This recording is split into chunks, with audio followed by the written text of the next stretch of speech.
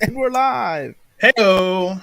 Welcome to MCU Mondays, hosted by me, Chris, and my co-host Debbie, joined as we often are by David down below. Uh, very excited for today's show.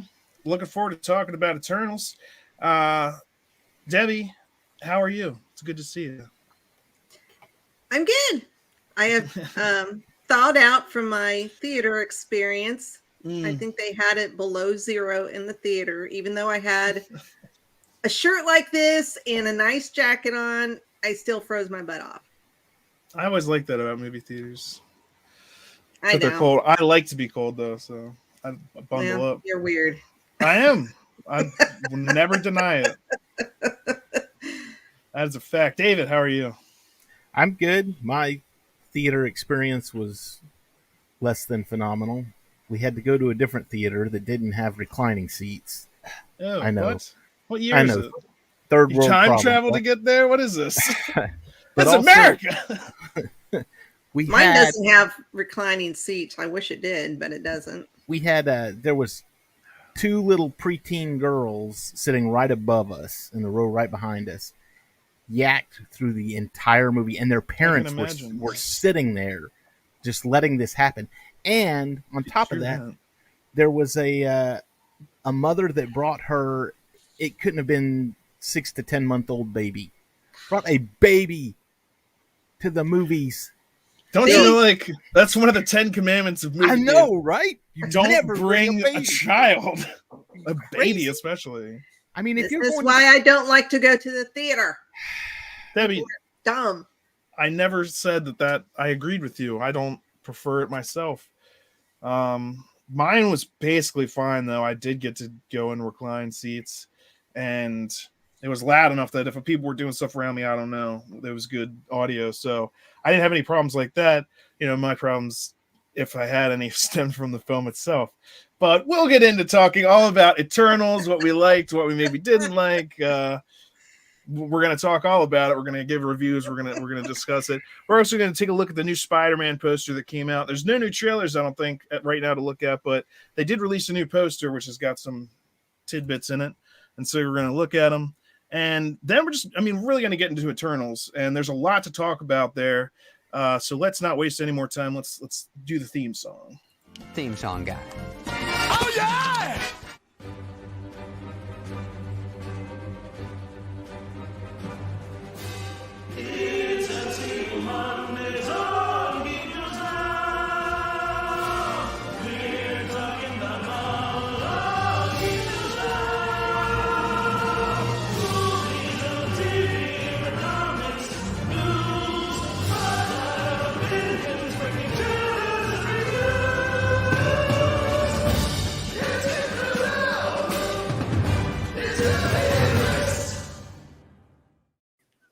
All right. That's our intro from last week when we were talking all about some more of the X-Men films. The past couple of weeks, we've been talking about X-Men films since there hasn't been anything new coming out. And I think we've got a couple weeks coming up before Hawkeye starts. So next week, we'll probably be talking about Deadpool, since we didn't get to him, and possibly Logan, either that next week or the week after that. But I also want to start talking about Blade for some reasons that are yet to be discussed. We'll get into that, but Blade, these are things that aren't part of the MCU, but they're Marvel properties. They led up to the MCU, and now that Disney owns Fox, these properties, we're going to be seeing them brought into the fold. How they're going to do that, we're excited to see. But we're going to have to wait. We're going to have to wait at least until Spider-Man No Way Home. And so this is the poster that just came out for it. And it gives us a look, lightning for Electro. That's possibly a sandstorm in the background for Sandman. Obviously, we've got Doc Ock. And then you can see in the back there, up in the right-hand corner, Green Goblin coming at you. So they're definitely ramping it up. All those villains, more and more confirmed. I think they also said Lizard was going to be... Well, I think it looks like some sort of Sinister Six combination. So I'm hearing a lightsaber. That's what Yeah, I was thinking. that's my phone's going off. Okay. Hang on, Just I'm like killing somebody's getting in a fight. It's good to have for protection. it. Or order 66, whatever. It's very civilized of you. So anyway, Spider-Man looking pretty good. I'm definitely looking forward to that. Like I've been saying, the two Marvel movies I've been looking forward to the most, the entire properties, like out of everything, out of the shows and everything too, Spider-Man and Doctor Strange too. I can't wait for those. And so Eternals I wasn't like on the hype train for this. I think obviously I had to go see it because we're going to talk about it, but it wasn't something that, like, if I wasn't doing this show, I probably wouldn't have rushed to see it the opening weekend. You know what I mean? Like, I was in no state of needing to see this film, which a lot of the times, like, if this is Captain America, I'd be like, I got to be there. The Iron Man, I'm like, opening night, give me them tickets. For this, I was like, if I didn't have the show to do, I'd probably wait, who knows how long. But I'd wait for Disney Plus. Yeah, like, I didn't feel the need to go, and I was wondering if it was going to help a lot more in understanding like the MCU, and not really. It introduced a bunch of stuff that people might not have known about, but also from like the comics and stuff that I've read or like researched into, they changed up a bunch of stuff about the Eternals themselves, some of their story and stuff, and then the plot of the movie. Well, I guess we'll get into it, but David, what were your, like, I guess, big picture thoughts on this film as far as it's different from other films in the MCU? And you went to see it with your son, right? Yeah. Luke and also, I went to go see I it. would like to hear what he said about it after the film was over. He really liked it. He enjoyed it. I honestly, walking in, and before we go any further, just let's let everybody know. Hey, spoilers! Oh we're yeah, gonna be we're going to be talking about the movie. So if you haven't seen it and you don't want to, turn it off because we're about to talk about it. But I think with me, I enjoyed the aspect of it to where there wasn't a big bad, there wasn't a Thanos character, there wasn't an Ironmonger, there wasn't a Whiplash. I mean, in a sense that there was. You had the Celestial, and he's like, oh well, this planet has to be sacrificed in order to create more planets. And you had Icarus, who was, hey, this is the boss. We're just doing what the boss says, So they were doing what they thought was right. I mean, doing what they were programmed to do. Right, exactly. So, and the fact that there wasn't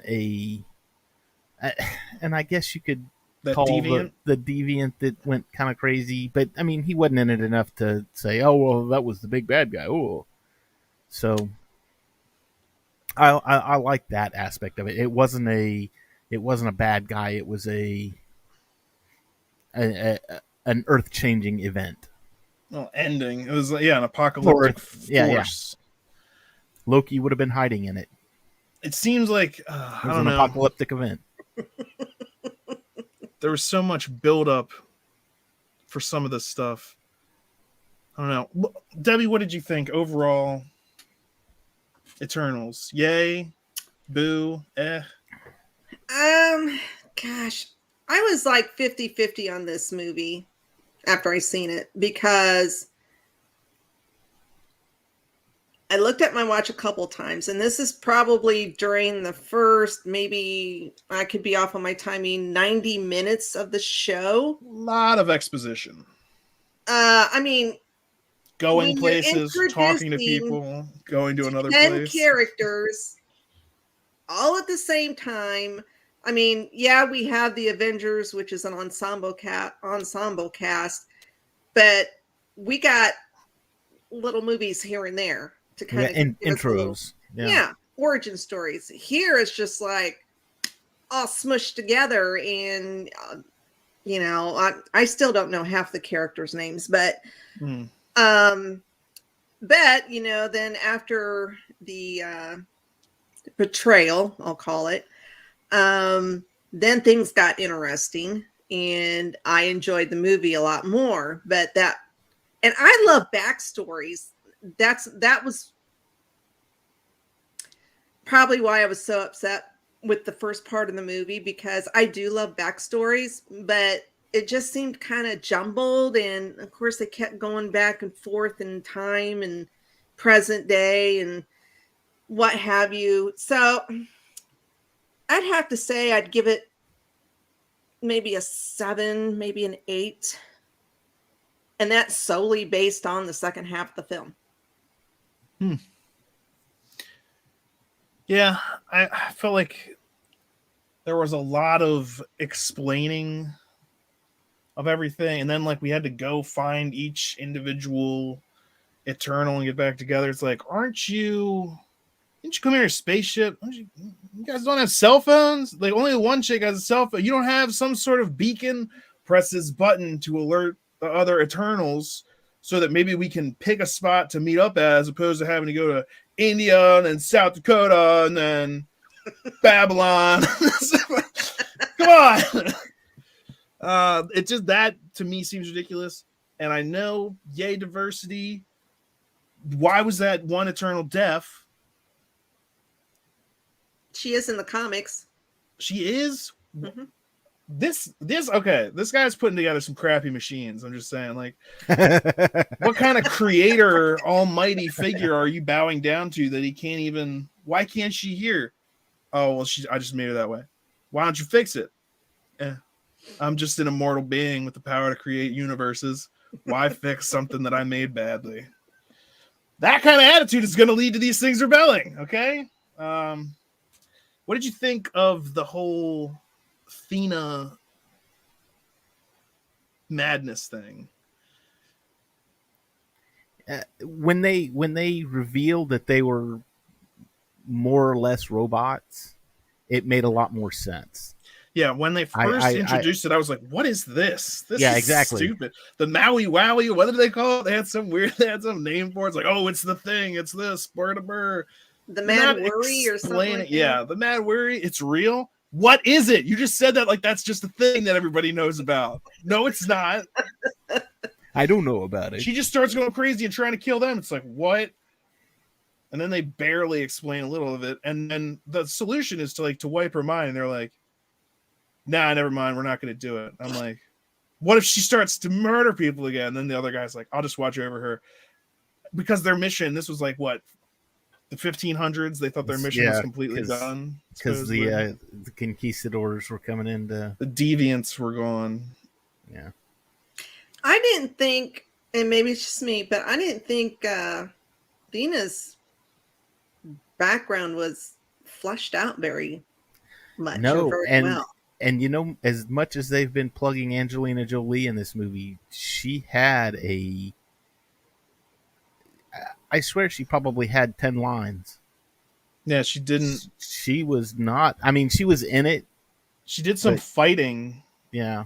Or like in the battle scenes against the deviants, cool. But... And for Celestials, they didn't seem all that powerful against the deviants. Am I wrong? Well, you mean the Eternals? Oh, I'm sorry. Yes, the Eternals. Okay. Well, I think they're supposed to be almost like they're supposed to be on par with I think according to the comic books, I was reading something on that to where the deviants are supposed to. The Eternals weren't going to be able to go in and just go, you're done. It was going to be a chore. That's why it took them so long. Mm-hmm. I wasn't impressed with their powers. The Eternals? Yeah. I mean, they literally called the one guy Superman. I thought the guy that could invent stuff was cool. Yeah, they just. I saw you. You're Superman. I'm gonna call you now, Clark. I don't know. Why did they make a comic about Superman who doesn't exist in this universe instead of about Iron Man who does? Why? But whatever. I don't know. Besides, he was Homelander, so it doesn't matter anyways. They also said Batman at one point too. Mm-hmm. So they're just, I don't know. The DC universe exists within the Marvel universe as comics, I guess. I don't know. And And they did explain the why they weren't there during the snap thing. well, it's kind of a lame excuse, but yeah, it's like a one-off. Well, we don't interfere unless it's with deviants. That still is not a good answer because Thanos is deviant and related to Athena. Unless we're just not talking about that at all. Well, now with the introduction of in the post-credit scene, big spoiler here, Star Fox. That's like Thanos' brother, who looks like a normal dude, and he's an Eternal. Thanos just has the deviant gene. And yeah, well, he was made partially by like splicing together Eternal and deviant. So the thing too you got to remember is that how long did it take him to get the entire team together? Thanos was only on Earth for like 5 minutes. That's true. So yeah, there was no way. Even if they knew he was there was no way. And how are you going to sit there and say, "Oh yeah, they knew he was there," because they didn't know that those other ones were there up in Alaska or the North Pole or wherever they were? Again, I think they're just bad at their jobs. Didn't they have scanning equipment? Yeah, I know, right? They have little holograms of the entire Earth. Oh, well, we didn't notice because they were under the ice. You didn't scan the ice? You didn't what? Go on, kid. Whatever. And then all of a sudden they could steal powers. That whole deviant arc, by the way, pointless and dumb. This whole movie, you could have taken that out, and it would have been just like fine. We're here helping them establish their world. There was this whole deviant, but then the one can steal their powers, which apparently none of them have ever been able to do that before, or whatever. And it's changing as it's stealing these powers. And the end of that was such a letdown. Because he just gets killed while he's stealing her power already. And it's just like, that was anticlimactic. Oh, that thing's dead now? It's a whole lot of buildup for a whole lot of nothing. Didn't that guy kill Gilgamesh? Yeah. And technically Ajax, even if that was because of Icarus' betrayal. So it took out multiple things of this. It has her wrapped up, but she's just like, I'll create a dagger and then cut your head off. It's like, what? It's but if we don't want to call it jumping the shark, let's say cutting the Snoke. Yeah. I mean, they certainly, to that point also, it didn't, if that was a stronger deviant than all the other deviants, she did just cut it apart. Like, they're definitely not impossible to beat, but, and now she's also apparently cured. Yeah. It didn't seem like thank you for taking away my power for whatever. That made my memory work now. Why? Because we don't need this plot point in the movie anymore. So it's fixed. See, the whole deviant thing made me angry at the end of the movie because I was like, that didn't matter. Because of the end of it, it did kill Gilgamesh, which also blew my mind because he was the one who was talking about. He was the one hero of the Eternals that actually did hero stuff. Like, they weren't supposed to interfere in the comics. He usually went around interfering and stuff. And so I was like, I can't wait to see more of this guy because he was also funny. But they killed him. I was like, Eternals, two of them are dead, and it's Selma Hayek is one. I'm like, she died so quick. And you know what? She died and her so ability quick. is healing. Like, I honestly thought we were going to have Wolverine another. went through like 3 trilogies and a. Sorry, I honestly thought we were about to have another boner moment because she died so fast, and I was like, "Now wait, just a minute." We had all of those previews where she was talking to him. Oh, we've got 7 days left, and I was like, "Did we just get boned again?" What is it? Did they? Look out! But then it was like, okay, we're doing flashbacks in the middle of everything. Okay, yeah, 6 days ago, always jumping back to like 555 BC and 575 AD, and 6 days ago. That's great. That's just great. That I did like the betrayal, Icarus, and what he was up to, and I didn't really see it coming. I didn't either. I was like, what? Until they said like 6 days ago and he was there, I was like, oh, dude, he was there before she got murdered. He killed her. Like, then I knew, but I didn't see it coming before then. I was like, but as soon as that, I was just like, oh, this dude is evil. And the only reason I even caught the hint before that was because the other guy was like, I'm not who you think I am when he's talking to Kingo. Kingo's like, I'll stand by you till the very end, just like I always do. And it's like, I'm not who you think I am. And I was like, and then, yeah. So it turned out like Ajax was considering stopping this somehow. We don't know what her plan would have been, but she says, we don't have to do this. And Icarus is like, the mission comes first. So he kills what her. he was programmed to. And exactly. But then it was just, he kills her and then he starts getting everybody rounded up together. And he's just like, well, I just wanted to protect you from the deviants. I was like, why didn't you just kill the deviants? Like, if you just killed the deviants and murdered her, no one would have done anything, you know? It was only after like the deviants started attacking that you were like, all right, let's round everybody up. You just killed them then. And it seemed like before they started getting more powerful, he can generally rip them apart. Like, he's ripping their wings off, and when he can hit them with his eye blast, which is also the craziest thing ever. How do you miss something with an eye blast? Look at it. Look at it. Unless you're like a cockeyed, I don't understand how you miss. Now, when his head's getting held down, something like that, but if it's just you, how do you miss with laser eyes? And he misses a fair amount.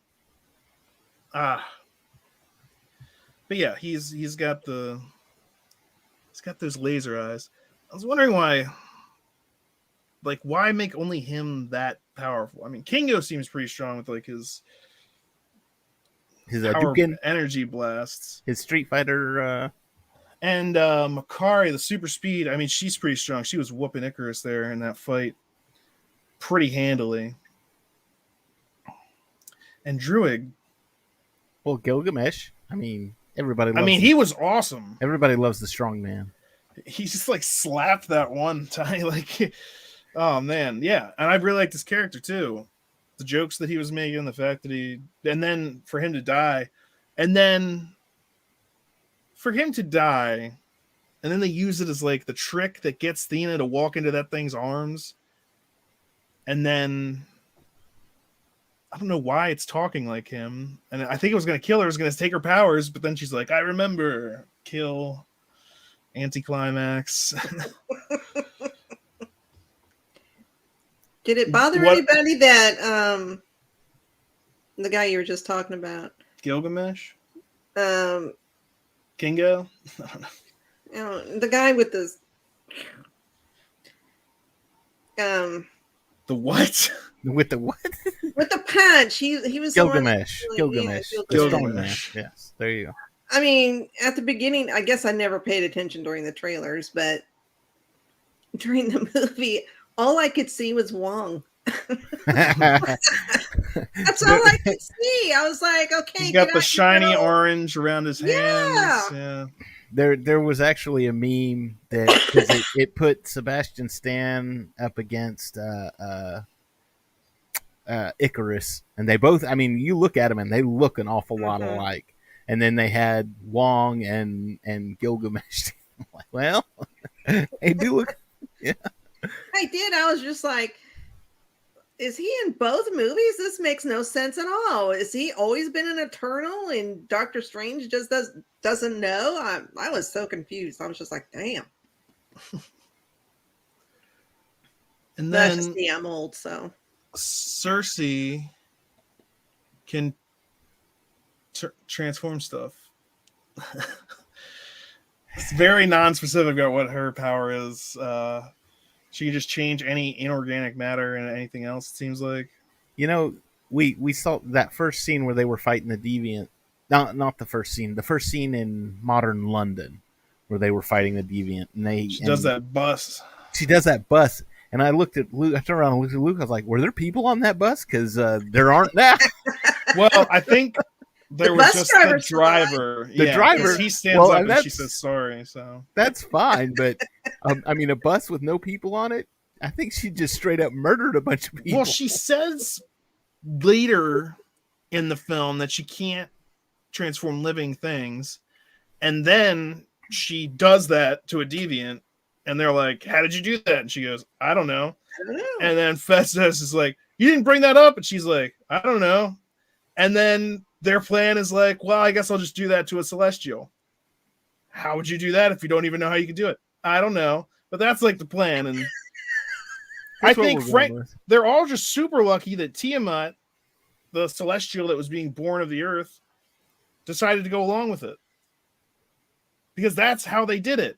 They were literally like, how did you get enough power to do that? She was like, in the Unimind, I could feel Tiamat. He joined us and gave me the power to kill him. And I was like, how? You're just being born. You're already suicidal? Life is terrible. Send me back to the void. I liked it better before I was alive. The circle of life. Boom. Celestial. You should have lived for the birth and death of entire galaxies, but nah, for Earth's sake. Right? Oh, that's Celestial. Why does he care? I was really kind of confused. I was like, this is how they're born. Why would he care about this planet? I don't know. It's like the egg he's hatching out of. Unexplained. Yeah, exactly. So what do you guys think about that? The fact that the Celestial... Well, I think that maybe at the end when what was his Ashra, who was the other Celestial, when he showed up and he took the 3 that were still on Earth, and he said, "Oh, right." He said, "I'm going to look at your past, and then I will come back and judge them." I think he probably took that into account. He's like, okay, well, this Celestial down here said, no, I'm going to add to the Unimind, and we're going to stop this because maybe this is worth saving. Oh, you mean Aharon? Aharon, yes. The theory. That's my theory. Is that I mean, otherwise he should have just said, flicked the Earth into the sun and said, y'all are done. And well, he also... He said, I'm going to check your memories or whatever. And then in the end credits scene, doesn't Star Fox or whatever say, you guys are in trouble? Yeah. Like you're in danger? Yeah. Because I guess they're going to warn the other Eternals on other planets or find them or other Celestials. But they find that guy. Star Fox, and not the Star Fox you're thinking of if you're a fan of Nintendo games. And Patton. That's what I was thinking of when they first said Star Fox. I was like, Nintendo? Fox McCloud. He's joined by Falco, Peppy, and Slippy. No. No, he was joined by Patton Oswalt doing a very bad drunk troll. Who in the comics hung out with people like Adam Warlock. Mm-hmm. So we might see these spacefaring Eternals show up in other Guardians 3 places. There was a lot of talk in this movie about other things. Like they referenced Thanos, they referenced Captain America, they referenced Iron Man, Thor. What was it? Kingo's like, Thor used to follow me around when I was... Oh yeah, when I was a kid, or when he was a kid. When he was a kid, yeah. It's like funny because he never mentioned you. I like how they kind of left an out for Sprite too, and I don't know the actress's story. Is she still a young, like, teenager? Is she going to grow up any? Oh, I don't know. Evidently, because that's took her. I was gonna. Well, no. What I'm saying is, I mean, in like real life, is the actress going to grow up? I also thought that was. I was like, okay, well, she can't stay this young forever, and she's supposed to. So here's an out for you, so that we can you can age a little bit, and we'll be fine. Well, it's also like, I thought it was kind of ridiculous. They were just like, let's throw this in. Hey, Pinocchio, you want to be a real boy? What? You can just do that? Oh, I've got some celestial power left. You can just turn someone into a person? Sure, I'm an Eternal with celestial power. That was just crazy. It was like, you just You're apparently very advanced robots. And you're just like, oh, I'll turn you into a person. Like, it's no big deal. Here, take my hand. You're a person now. I don't know. I don't have an age on her. I don't know. But yeah, she can grow up now. She doesn't have any powers anymore, so she'll probably not end up being in these again unless... No, that's what I'm saying, is she'll be in them again, but being that they have allowed her to age, you need to come back and come help us quick. I'll give you your powers back so that you can... Oh, right, because I'm a celestial and I can just grant powers at will. Here, I'll take away your humanity. Oh, easily given, easily taken away. Harbor. What powers do you have? Well, it's very undefined. What was that South Park episode? Balrog has many, many powers. You have that power too? All the powers. They were, man, when they came up with the whole Unimind thing too, it's just like, that didn't... You're saying things again. If you have this technology, it's complex, and this guy understands it. So how do none of you have like a communication device? Why do we keep having to go to these places to pick these people up? Call them up. You're the advanced technological aliens, robots. Probably have one built in. That just seemed ridiculous to me. Also, their spaceship is weird. I mean, it's fine. They ended up just like crashing it. Icarus destroys it, but no, they fly it away. So they do crash it, but I guess then they fixed it. Well, you had what's his name that was like the technological Festus. Was the technological genius like Hephaestus, the Greek god of designing things? Yeah. Athena? Oh, drop the A because I'm not Athena. Athena, yeah. I'm Athena. They based her off of me. What about the Gilgamesh? I mean, that's on the nose. They said one of the things was they referenced Icarus. They said, "Oh, the man who flew too close to the sun." Yeah, Sprite came up with that story back in ancient Greece. I'm like, and actually, all right, fine.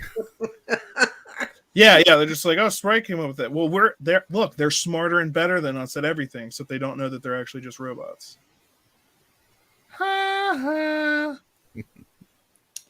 But that flying into the sun thing. Right next to a huge steaming bowl of foreshadowing.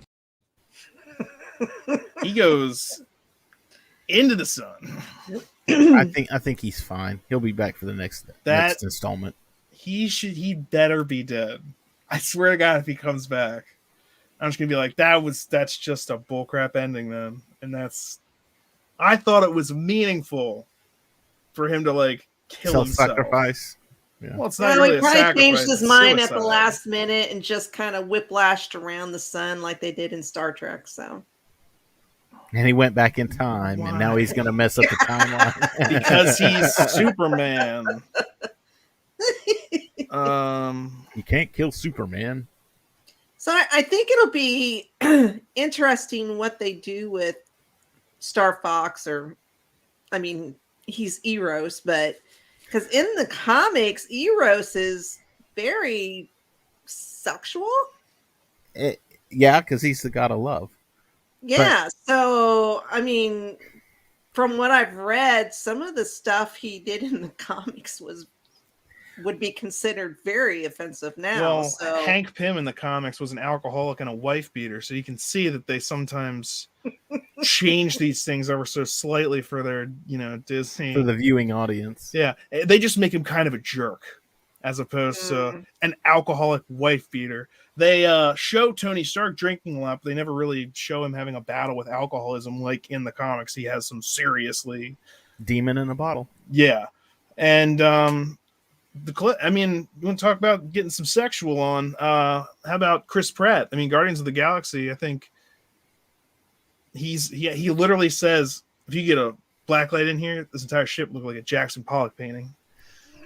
And then that's kind of adult for the children. Like, did you get that? So he's saying it looks like abstract art because there's cum everywhere. Hey, Yeah, kiddies. hopefully the younger crowd, just kind of went over their head, and it was more or less for the adults. I mean, we all got it, but hopefully. But also, there's the chick there that he forgot that he was there. That was like he was sleeping with. That whose name he forgets. We had now I will say this, when he did come on in that post-credit scene and they finally said his name, not Star Fox but Eros, Luke was like, oh, I know him, and I'm like, I have no clue who that is. He goes, oh, you didn't read the Infinity Comics, because he was really involved in the Infinity War. He was teamed up with Adam Warlock and they were all over that thing. Yeah, and I was like, okay, an appropriate time for them to introduce these characters now that the After Infinity the Saga is Infinity ended. War's over. Yeah. Well, he was also part of the Avengers off and on too. So, well, I mean, I'm just saying, people were hoping to get Adam Warlock sooner, especially after the tease in Guardians 2. People were thinking maybe we'll see him in like Infinity War and Endgame since he's a part of that. And then it was like, well, not in this reality. Multiverse. That was a different one. Everybody's excuse. Multiverse. Yeah, that was one of those other multiverses. It's a convenient excuse. The plot hole filler. I was really disappointed, only because I liked him in Game of Thrones, but I was really disappointed with he, or lack thereof, I should say. He's in the beginning of the movie, and then literally there's a time when he calls her in the forest and her phone rings and she like hangs up on him and she ghosts him. That's basically the movie hanging up on him as well until the very end where everything's back to normal and he's just like, so what was that adventure you went on that I did not go on with you? I was not involved in this film to that capacity. No, I was not. Anyone who is looking forward to seeing my comic book character in this film, too bad. Maybe if they hadn't done the Deviants, they could have had him be the villain or something like that. I don't know. But since the whole Deviant storyline was kind of ridiculous, but I don't know. It works fine, I guess, but again, you could have taken that out. It was just that way that it ended was so, like, this one deviant was getting stronger, actually killing them, even if it got help with the first one. Killed Gilgamesh, took his power. He was really strong, and so I'm like, okay, this thing's becoming a threat, and then she's taking it one-on-one. I'm like, this, okay, we know that this thing's killing, and it's more powerful now. Starts absorbing her power. Slice, dice, the end. Deviants are done. So, what else is happening? I did like the Titan coming out. I like the way that they showed that, the hand basically coming up. That was really cool. I think in the comics also the Avengers at one point live in like this mountain fortress that's a dead celestial. So I'm wondering if that's going to come into play in this way. I mean, in the comics, I'm pretty sure it's like in the mountains and there's a body of a celestial, and the Eternals it's actually Ajax, I think, gets in a fight with them. So she's dead now, but who knows? Something could happen. But there is this like celestial body now, I guess halfway out of the earth. I don't know how that works. I don't know the birthing process. I think that would have messed with like the Earth's crust. Well, and you've got the head's sticking up too much. Was it affect the rotation, the axis, rotation on the axis? I'm not a geologist or a seismologist or a celestialist. Celestiologist. Wombology, the study of Wumbo. It's first grade. So I don't know. But they kept it from fully coming out, which would have destroyed the entire planet. Is that really, they've found no better way to make these celestials? It seems absurd that you have to like destroy a planet. And the only way for them to even hatch is to have enough intelligent life on the planet So like you have to literally have sentient, intelligent beings there to die. And the whole thing is too, hey, if it turns out they're on planet egg or whatever, why don't you, and you have technology that you're giving to them at certain rates, blah, blah, blah.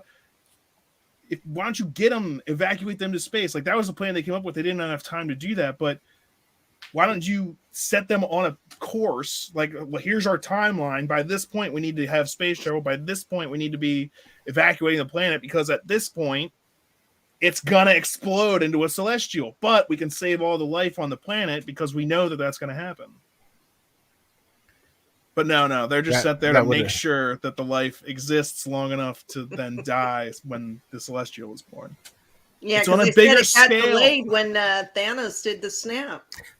I was going to say, I saw a thing on somebody had posted, and they said, for those of you that were feeling sympathetic toward Thanos in the Infinity War, now you should really, really feel sympathetic for him because he was just trying to stop the Celestials. Thanos was a good guy. He didn't even know about that. He's Why just not? a genocidal maniac. He was part Celestial. Why not? Oh no, I guess he was part deviant. But he was created by the Celestials because he was he's part Eternal. Okay, so as far as I understand, it's kind of like this: the Eternals are not supposed to like procreate; they're designed not to do that. But at a certain point, some of them were like, "Screw that! I want to procreate," and they went off and colonized Titan, and so that's where Thanos, the Mad Titan, ended up coming from. So that's like another offshoot of these Eternals, because we don't know really how many Eternals are out there. If there are that many of these egg planets, and it takes however millions of years for them to actually be born, I think what they said once every million years of celestial. I don't know. I forget. They were throwing so much stuff out there, but it does seem like there's been no advance in how you do this. Like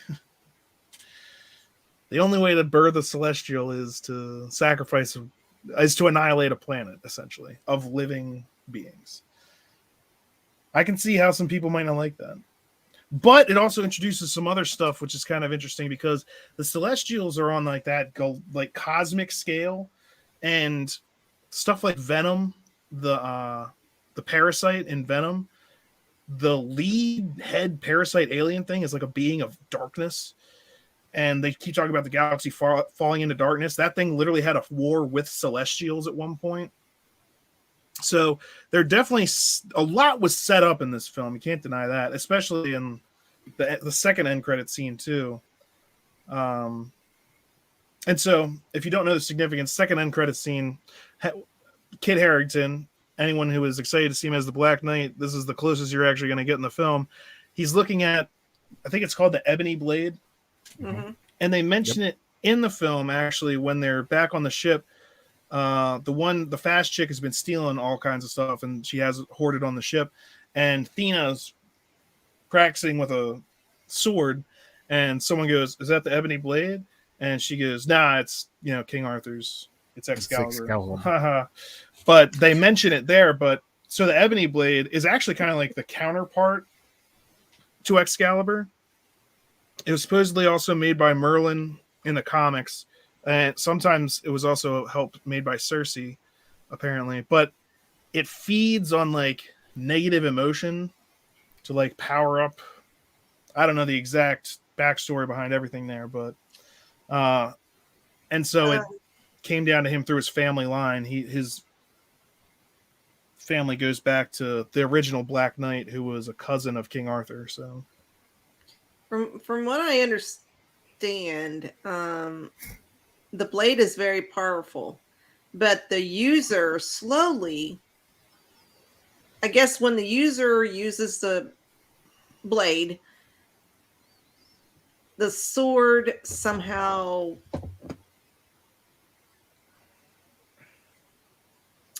I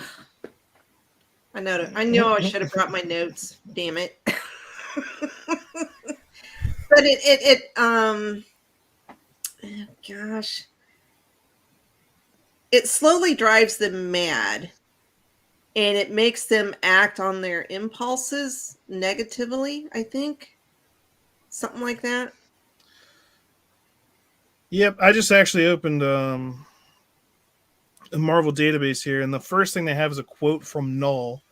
And that was the thing I was talking about earlier. This being called Null is that being of absolute darkness. And so he's talking about the blade. So that's the legacy of your kin, boy.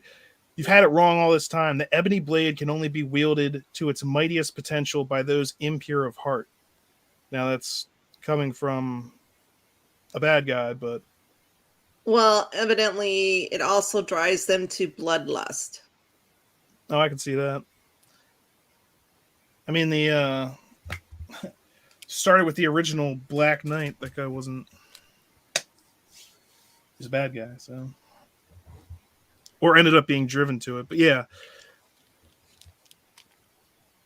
That should be interesting. But so there's a voice when he's considering picking up the sword, it looks like. And then you hear someone say, like, Is that? Are you sure you want to go down that road? Something along yeah. that line. Mm-hmm. And that was the voice of Blade. So I guess that's the first appearance, technically, of Blade in the MCU. Or Hearance. Which I thought was pretty cool. I don't know. I guess they don't really need to introduce or explain Blade's origins.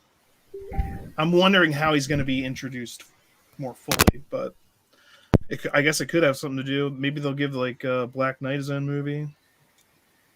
He is getting a movie, isn't he? Yeah. Is he? I thought he was. I knew Moon Knight was. Yeah, I didn't know. I don't think I'd heard that.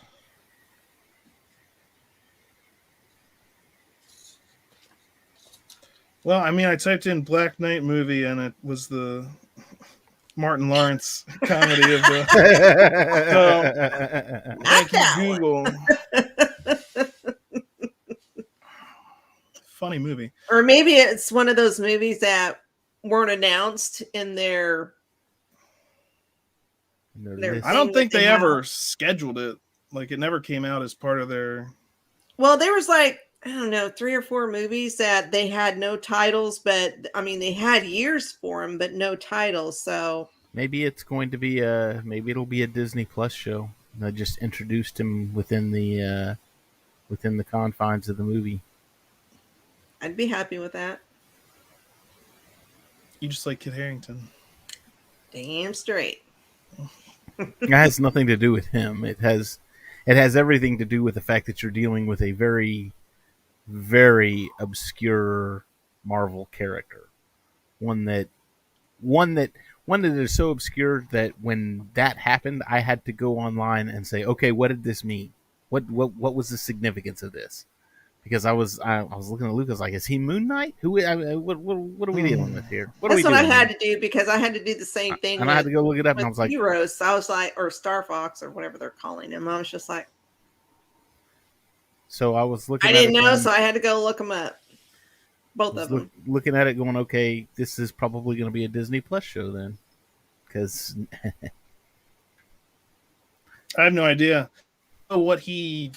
Like, I don't know much about that character other than like the weapon and that kind of deal. I don't know what his comics or what he was normally in, or like who he regularly fought, or why Blade is talking to him. Like, I don't know any of that stuff. So that's what I was wondering. I was like, why? What's his connection to Blade? Yeah, is it Moon Knight or is it Dark Knight? Sorry, is it Dark Knight? Is his connection, or is it the Ebony Blade? Oh, it might be. It might be the Blade. The Blade. Oh,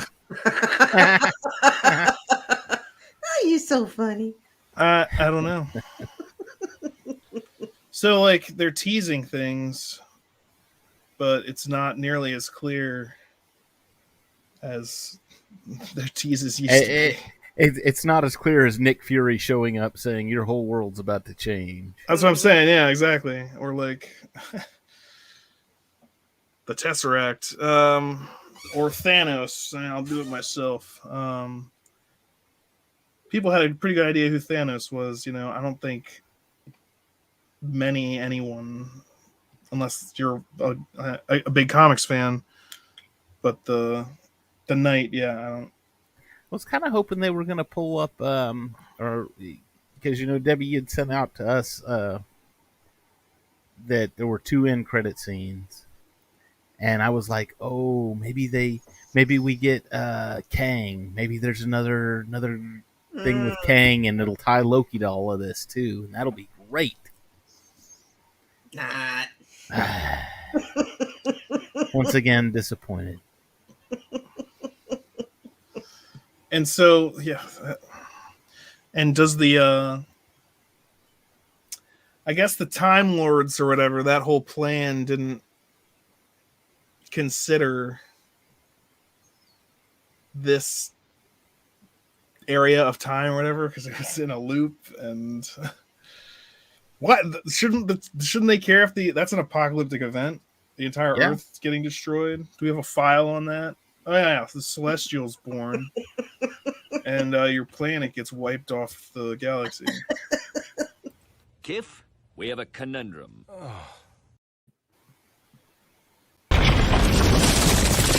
So long, Earth. Thanks for the air and whatnot. That's why we need to invest in these space stations. Save humanity from when the giant glowing metal man pops out of the Earth. My God, is it possible? It must be possible. It's happening. By the way, what's happening? I wish I had realized sooner that those were perfect for this discussion. Destruction of the Earth. So long, Earth. Oh, that's good stuff. But yeah, so I mean, they really could have just done the whole film about the Celestial popping up, take out the Deviant, and just make it a fight between the Eternals when it comes to that. Because that Deviant really didn't add all that aspect of things. And they never seemed to be a huge threat. Now, did they say there were other Eternals that died? No, because I think that was a big thing when Ajax died. Is they were like, "This is the first time any one of us has died." Because that was like, we don't ever die. What happened here? Mm-hmm. Yeah, so it's like, I don't know. And again, the beach fight between Festus and Icarus, and pretty much all of them. I really liked when he used the technology bands and whatever to. I've been wanting to clip your wings for a long time. I was like, oh, dude, you mess with the smart guy. Oh, you thought it being, oh, look, I'm stronger than everybody. I can shoot lasers out of my eyes. Everybody's scared of me. What? You got locked down. And then he made it so he couldn't even use his laser eyes. That was part of the, yeah. So again, how do they not have cell phones? That's a huge plot hole for me in this film, is that these Eternals have no way of contacting each other across the globe. What if a crisis strikes any other time? They never had the cause to get in touch quickly. Not only that, they didn't know where each other was. I mean, how many times I haven't talked to them in centuries. I'm not even sure where they are right now. And it's like, you don't keep up. And that's also like, oh, our mission's done. Go do whatever you want. Are you sure? And if it is for sure done, shouldn't you go for reassignment? Yeah. Send us to another world that we can cleanse it of deviance so that a culture might emerge that we can then slaughter for the birth of a Celestial. Well, if you had sent them away, get mankind started, get them going, get them up to the 1500s or whatever, and then say, okay, y'all are done. All the deviants are gone. Let's go to the next one. Then they don't have time to fall in love with this Earth and save exactly. You're you're eliminating one of the problems. But Go get rid of time. Apparently, the Celestials aren't that smart. The Celestials crack me up, I swear, because they're like, so we need intelligent life to evolve, so we created these apex predators called the Deviants to wipe out all other predators. But then they would kill the regular life, so we're like, all right, don't do that. But they didn't listen, so we're like, all right, we're going to make something to wipe you out. It's like, wait a minute. How widespread are these things? Wait a minute, what? You just wait. Why don't you just destroy them then? What are your powers? What can you do and not do? Because if you have now Eternals, which are, instead of the Deviants, which are like living, evolving type things, apparently. No, we made these Eternals and they're robots, but they don't know that they're robots, which always works out well. And they'll just follow orders. Okay, so you have that now. So why do you need the Deviants? Like, at all? And if you're so... They're also like, we're Eternals. The Celestials create us with infinite cosmic power. I'm sorry. Did you say infinite cosmic power? They have the ability to put infinite cosmic... Each of you has that? They're like, yeah, that's how we regenerate and blah, blah, blah. And all that mumbo jumbo is just kind of like, hey, whatever we need to say to make this Unimind thing work or blah, blah, blah. You can't each be a reserve of infinite cosmic power. It's got... And if they can do that, then why does it take a planet and all that stuff to make another? Why don't you just make another? If you can create galaxies and stuff, why can't you make another one of you without the planet process? Like, have you tried?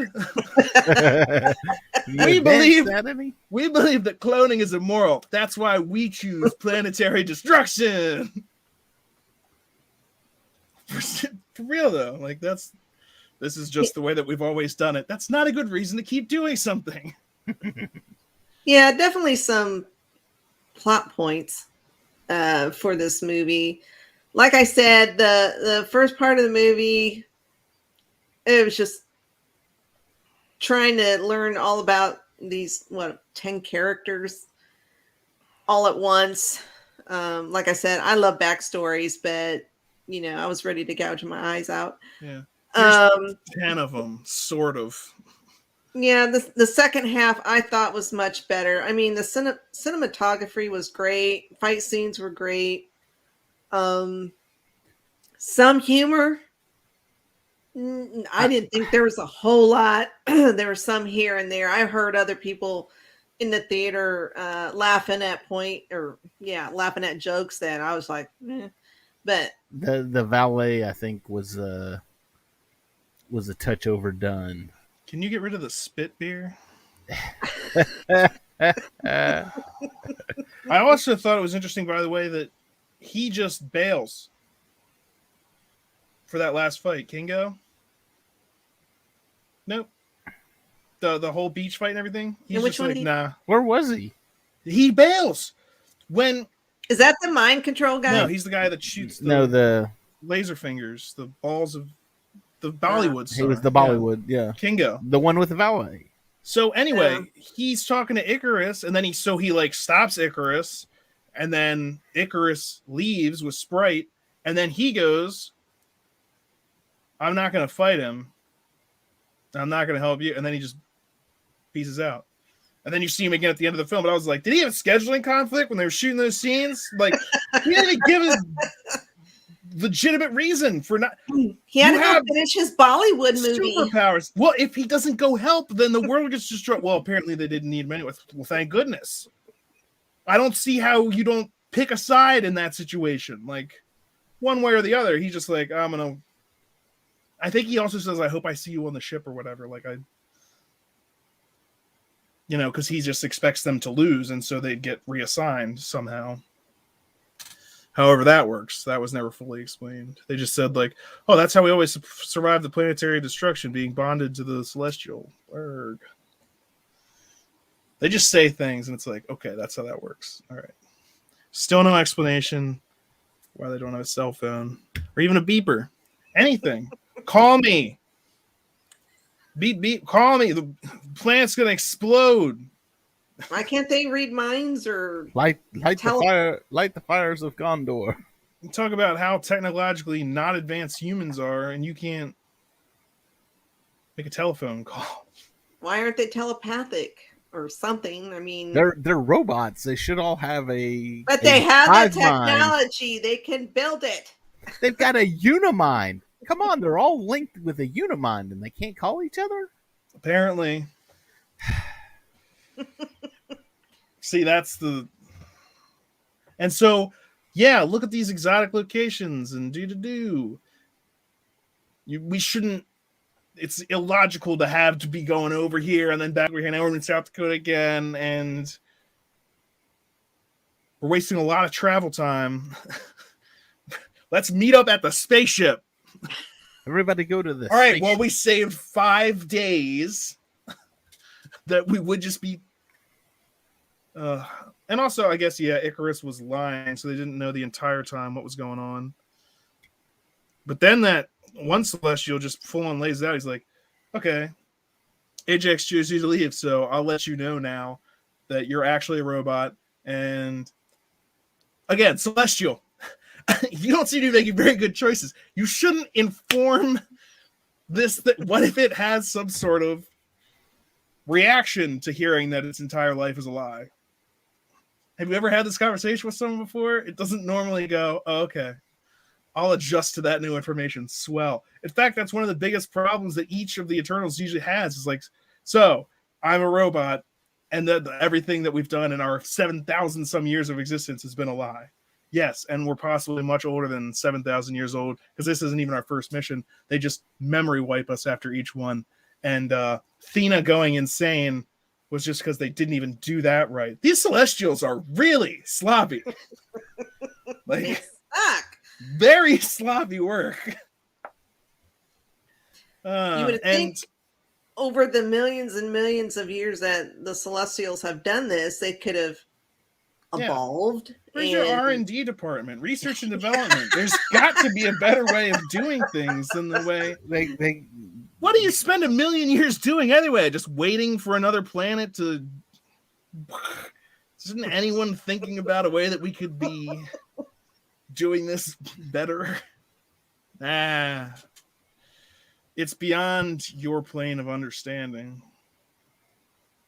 Which is also a decent point. That's what everyone keeps bringing up is like, saving this one planet, though, will stop the birth of a Celestial.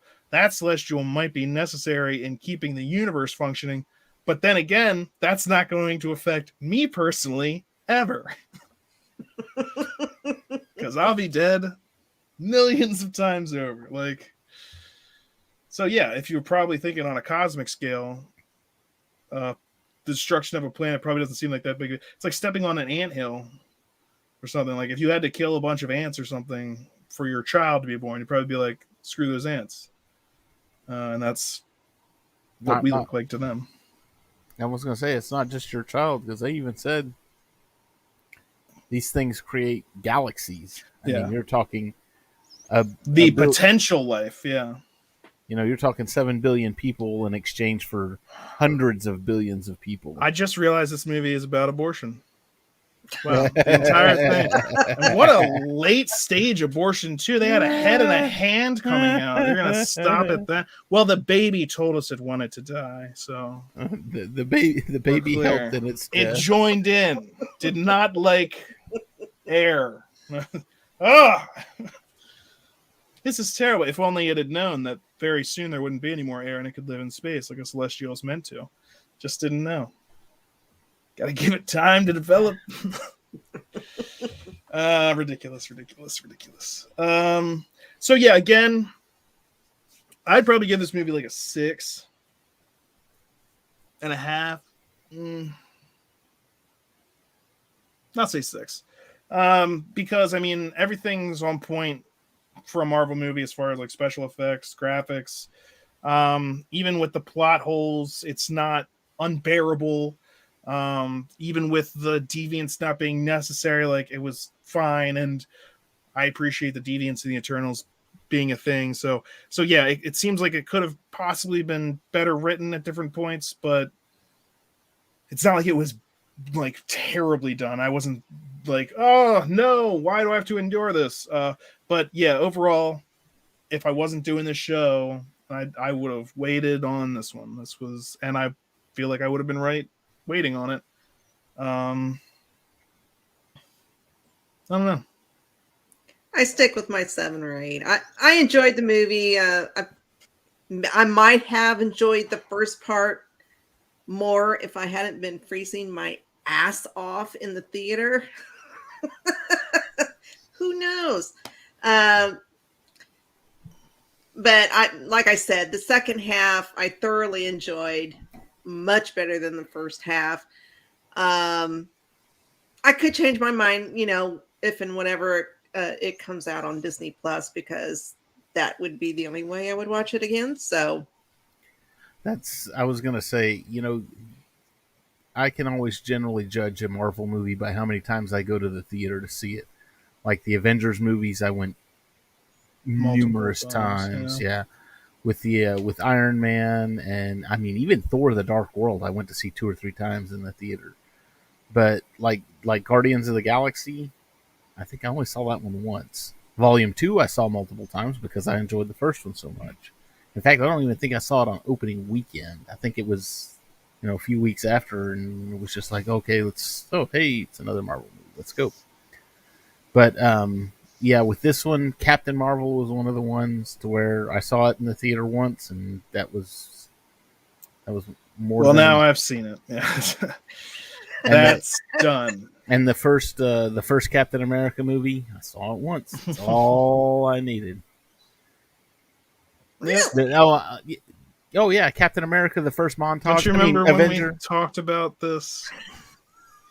He doesn't like. There's too many montages in that.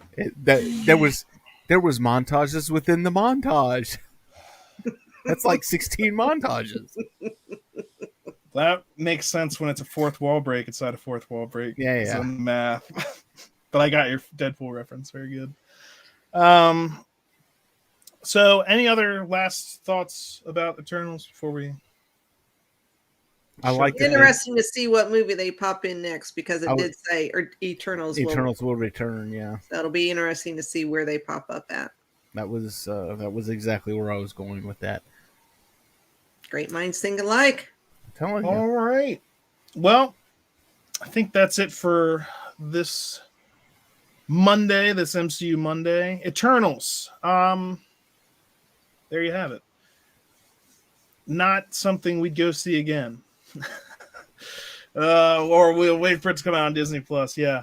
It's definitely not your run-of-the-mill MCU. Yeah. Well, it's not your typical superhero movie either. It's a little bit different. There was no bad guy. A lot of the audiences audience review, not critic reviews, but a lot of them love it, and it's doing well at the box office. So I think 70 some odd million on the first opening weekend. So it's made less on its opening weekend than Shang-Chi and Black Widow, so it's not doing great.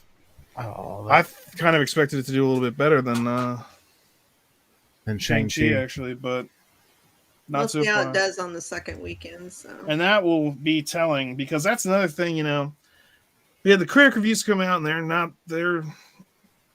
it's like 50%. It's not great. Then you've got like the audience reviews, and that was initially fairly high. I think it was like 86, and I think on Rotten Tomatoes now it's down to like 80 some, like 80 or 81. It might be even lower now. But to leave a rating now, you have to have bought the tickets through like Fandango or whoever they do that now. And basically everyone who's going to see it opening weekend is a Marvel fan. Yeah. And they're probably going to give it, you're going to see a lot of people giving it high scores. And I've seen Facebook groups and Facebook comments where people are like, don't trust the critics, it was great. And then in the comments, there'll be some people going, yeah, I really enjoyed it. And other people going, I'm a Marvel fan, and that was not for me. So it's a little bit different, but I don't know. I was just It was 71 million at the box office and 161 million global. I'd have to check on the global numbers. Yeah, The global numbers are 161 for the other and ones. change. Yeah. But yeah, so and it's tough out there. So there's still COVID restrictions. Well, and then you in some got places. the new Ghostbusters movie coming out. Here. Oh, now see that would be something that I would want to see. See, I want to see that one too. That's going to be competition. I've told Luke, I was like, I'm gonna go see it, but chances are we probably won't see it on opening weekend. I'm surprised that they. Why not? I'm like, well, now it's Thanksgiving weekend, so maybe. But I was going to say I'm surprised they didn't have that come out closer to Halloween, but I feel like that would be a slam dunk. But I guess there were like horror movies maybe that came out, and this would be. It's the comedy mixed with horror, so that's better for like a possible family type deal. But still, I mean, it seems to me like a Halloween flick. Maybe there's a Christmas scene in it, so we can classify it as a Christmas movie. Background song.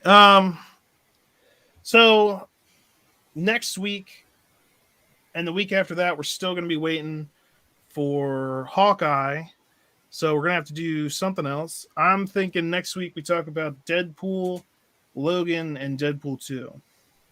The R-rated Marvel offerings. The R-rated Fox Marvel. Basically, that's the closest thing to mutants that you get after everything else.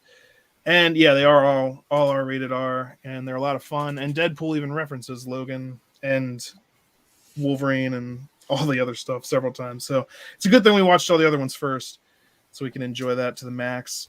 And they're more fun movies to watch than I was gonna say we went Dark through Phoenix and we went through we went through a big crap show those last 2 weeks, and now we get to have some fun. We've earned this. Reward ourselves. And then I was thinking the week after that maybe we'll do the Blade trilogy, since we just. Well, there's some movies I'll have to buy. I've never seen the Blade movies, so. Well, maybe I can hook you up, but anyway, we'll figure it out. For next week, for sure, we're talking Deadpool, Logan, and Deadpool 2. Very much excited to talk about those. Those are 3 of my favorite movies of all time. So I'm going to be ready to go. I'm going to have tons of Deadpool clips.